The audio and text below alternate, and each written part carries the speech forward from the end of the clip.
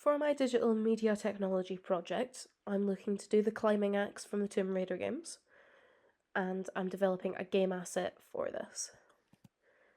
My inspiration came from Tomb Raider, my favourite series of games from when I was a child, and it is the climbing axe used in the latest games.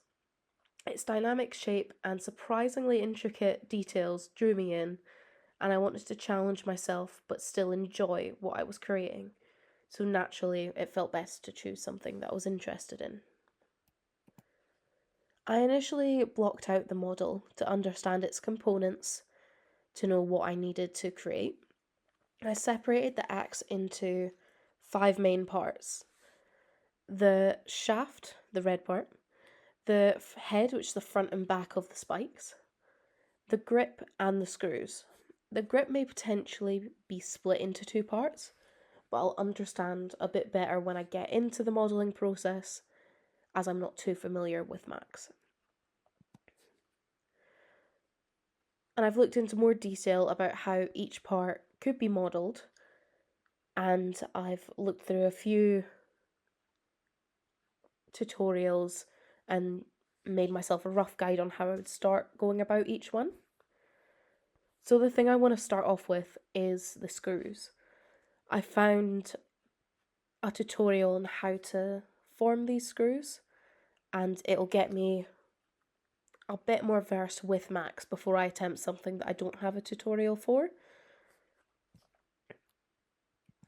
However, the next challenging part I thought would be is the serrated edges on the side of the axe, as well as the grip. And luckily, I've managed to find a tutorial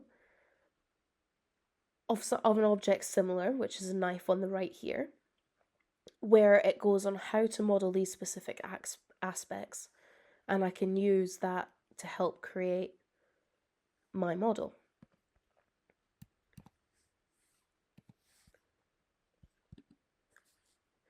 So I thought I'd create a stretch goal for myself, something that depends how the modelling and texturizing process goes. I can add on at the end, but it's not essential to the model itself to have this included. And the thing it really does is create a story behind the axe, a bit of intrigue, a bit of personalisation to the axe without affecting the overall model. Now I've looked into colours and textures that I'll be needing to use. So some worn aluminum, maybe with some paint peeling, some like scratches and oxidization on the metal. And then for the head of both parts, will need to be steel, but I might look at putting in some scratches or some dents in there because that's where the object is used the most. The screw will also be steel, but with less scratches maybe. The grip, I'm unsure based off of different models of this axe, but it looks to be between leather or rubber for most. So I'm going to go with one of those textures.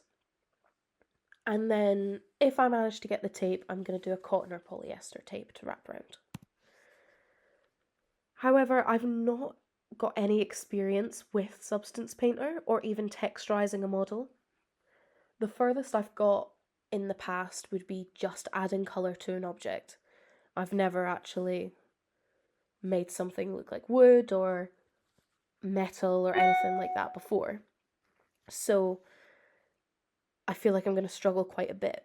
However, I have looked at different ways to try and mitigate this issue. So these are 3 different tutorials I intend on using to help me create the different effects I'd like on my item, on my parts. Like the rusty peeling paint in this first video would be great for the shaft. The scratches would be great for obviously the head, and then the rubber material for the grip on the axe.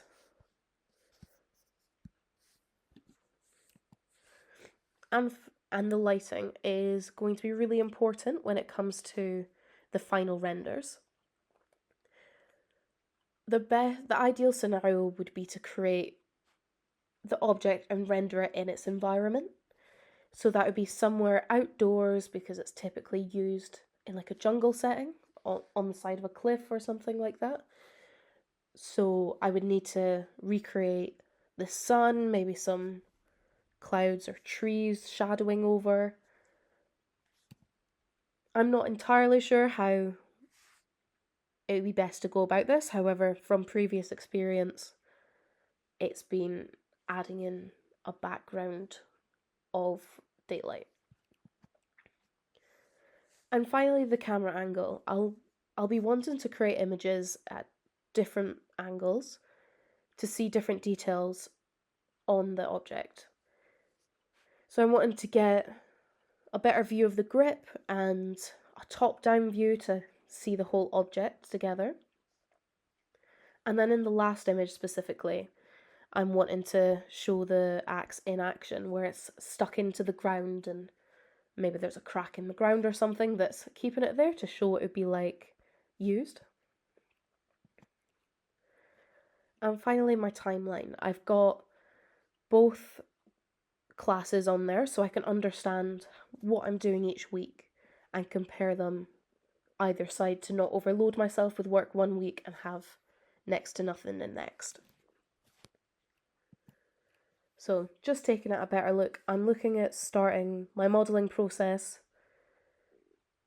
this week to start on the screws, to understand Max a bit better, and I want to keep modelling throughout the next couple of weeks and then add in texturing after that, just so I can get to grips with Max instead of stopping, starting. And there's my references.